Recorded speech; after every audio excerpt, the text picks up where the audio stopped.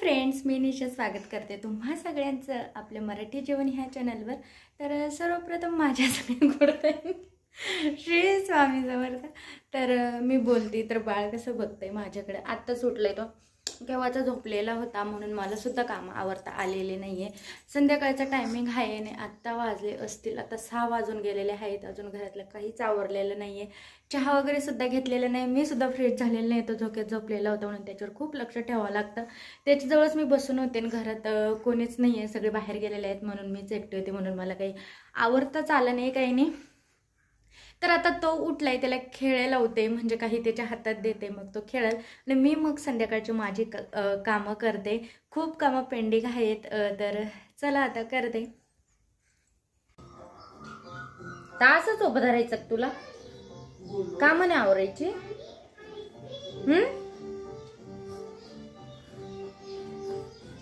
नको, हाय कर सगळ्यांना, हाय म्हणा, हाय सगळ्यांना हाय। मी नुसतं रडतो म्हणा झोपेमधून उठलो का, मला तेच काम आहे, मम्मीला काम नाही करून देत।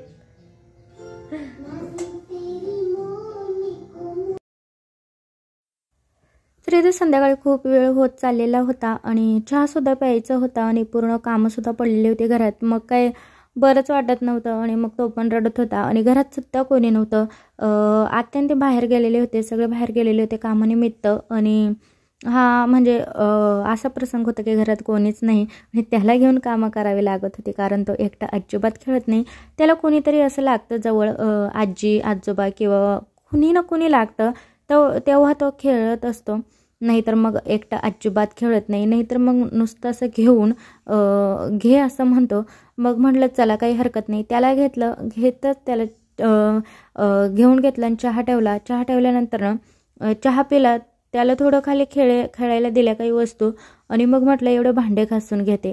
तर भांडे घासायला घेतले, कारण सकाळचे दिवसभराचे जेवण वगैरे करतो आपण किंवा डिश वगैरे इकडे तिकडे पडतात, ते जेवण करून ते सगळे भांडे घेतले आणि घासायला घेतले। दिवसभरातून साचून जातात भांडे, नाही म्हणलं तरी, तर तेच भांडे मी घासून घेत होते, कारण संध्याकाळची वेळ झालेली होती, म्हटलं भांडे तसेच पडून राहतील नाही, तर तेच भांडे घासायला घेतले आणि त्याने खूप असं म्हणजे खालून लगेच ओढत होता मला, घे घे म्हणत होता मला आणि खुतखुतू करत होता, नाही का, की मला घेऊन काम कर असं त्याचं म्हणणं होतं।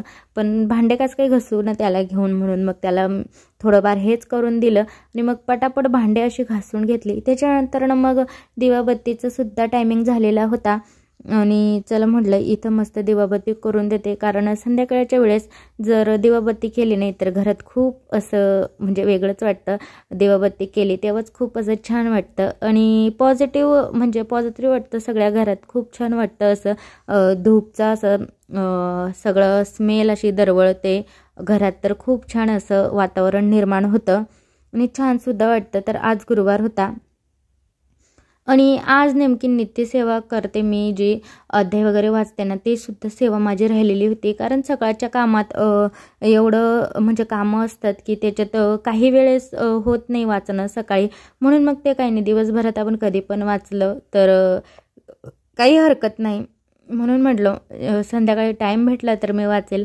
मग काय केलं, त्याला थोडंफार म्हणजे त्याचे आजोबा आले होते, त्यांच्याकडं त्याला खेळायला दिलं बाळाला आणि म्हटलं मी वाचून घेते। तर हे नित्यसेवाचं पुस्तक आहे, याच्यात आहे ना सगळं वाराप्रमाणे नित्यसेवा असते, कोणत्या वारी कोणत्या देवाची कशी सेवा करायची, काय आपल्याला फळ भेटेल ते सुद्धा इथं दिलेलं असते, सगळे स्तोत्र मंत्र सगळं दिलेलं असतं। तर रोज नित्यसेवा करण्याआधी मी जे हे स्वामी स्तवन आहे ते वाचून घेत असते, कारण नित्यसेवा करण्याआधी कोणतीही आपण सेवा करत असू ते करण्याआधी एक वेळा हे स्वामी स्तवन वाचून घ्यावे, ती सेवा तेव्हा आपल्याला लागू होते, म्हणून मग मी वाचून घेत असते। तर बाळाचा आवाज येईल बरं का तुम्हाला, त्याची जे चाळ आहे ते खूप वाचतात, तो हालचाल करतो ना म्हणून, आणि मग रेकॉर्डिंग करायला कधी करायचं ना, तो झोपलेला असतो तरी पण तो चळवळ करत असतो, तर असू द्या.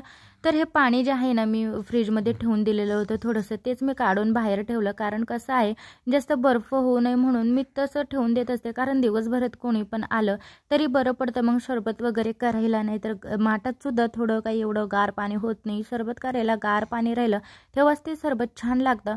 म्हणून मग ते सरबत करायला किंवा असं पण आपल्याला कधी दुपारचं पाणी थंडगार पिऊ वाटलं तर ते प्यायला मी ठेवत असते.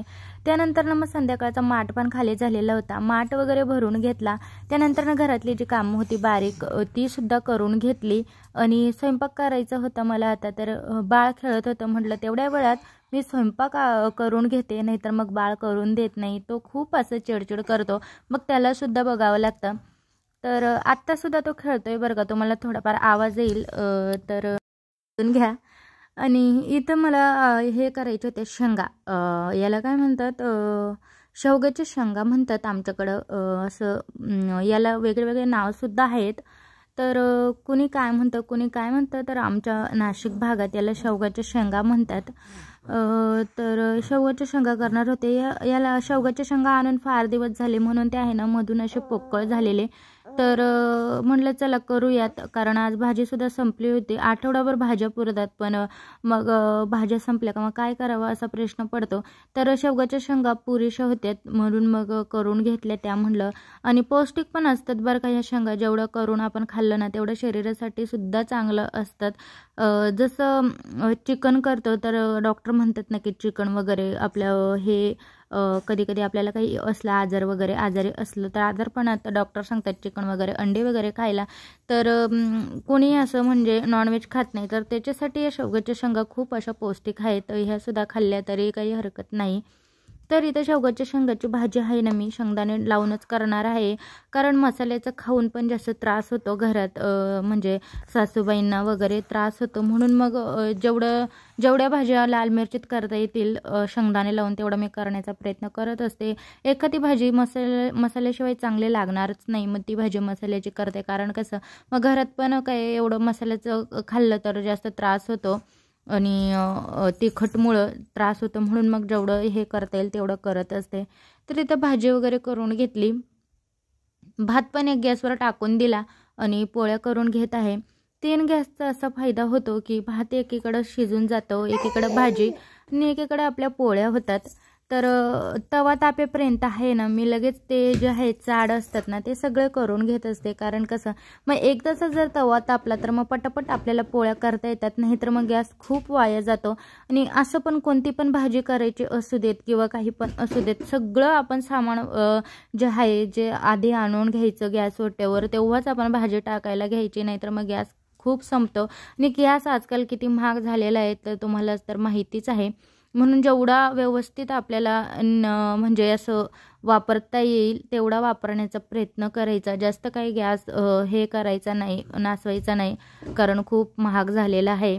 आणि जेवढ्या भाज्या कुकरमध्ये करता येतील ना तेवढ्यासुद्धा करण्याचा प्रयत्न करत असते मी. त्याच्याने गॅससुद्धा वाचत असतो. आणि कढईचे म्हणजे आपण कढई जेव्हाच ठेवायची तेव्हा आपण गॅस चालू करू ना तेव्हाच ठेवायची, आधीच ठेवून ती तापवत नाही बसायची, कारण कसं याच्याने गॅस खूप संपतं. तर चला असं इथे सगळं पोळींचे चाळ आहे ना मी करून घेतलेले आहे. बाळ खेळतंय बरं का, ते उठलंय आता आणि ते खेळायला सुरुवात केली आहे. तो काय शांत आता बसणार नाही, त्याचं असंच चालू राहील आणि मग माझी रेकॉर्डिंग होतच नाही, व्हिडिओ पण टाकणं होत नाही. मग त्याच्यापेक्षा थोडं तुम्ही समजून घ्या.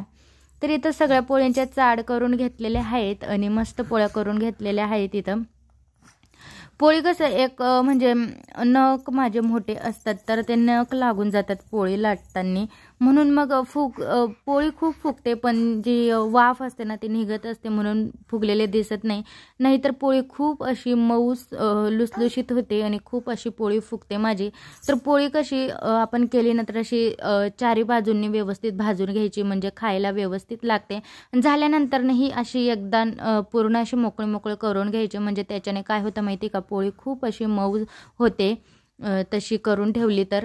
इथं बघू शकता स्वयंपाक वगैरे झाला आणि एवढा घाम येतो, एवढं गरम होतं ना किचनमध्ये, तर खूप असं म्हणजे हे होतं, खूप असा घाम येऊन लागतो. त्यानंतर मग स्वामी महाराजांना नैवेद्य दाखवायचं होतं. काही साधा सिंपलच स्वयंपाक केलेला होता, तेच मी नैवेद्य दाखवत होते महाराजांना, भाजी पोळी आणि भाताचा. तर इथं नैवेद्य दाखवून देते म्हटलं. मग नंतर कसं कोणी पण जेवत असतं, सासूबाई वगैरे बाळासाठी आधी जेवतात, नाही तर नंतर जेवतात. मग तो कसं सगळ्यांना सोबत जेवण नाही देत, मग त्या सांभाळतात, मग आम्ही जेवतो असं करतो. नाहीतर मग तो मधीच बसतो आणि सगळं इकडं तिकडं करतो, काही जेवणच नाही देत. म्हणून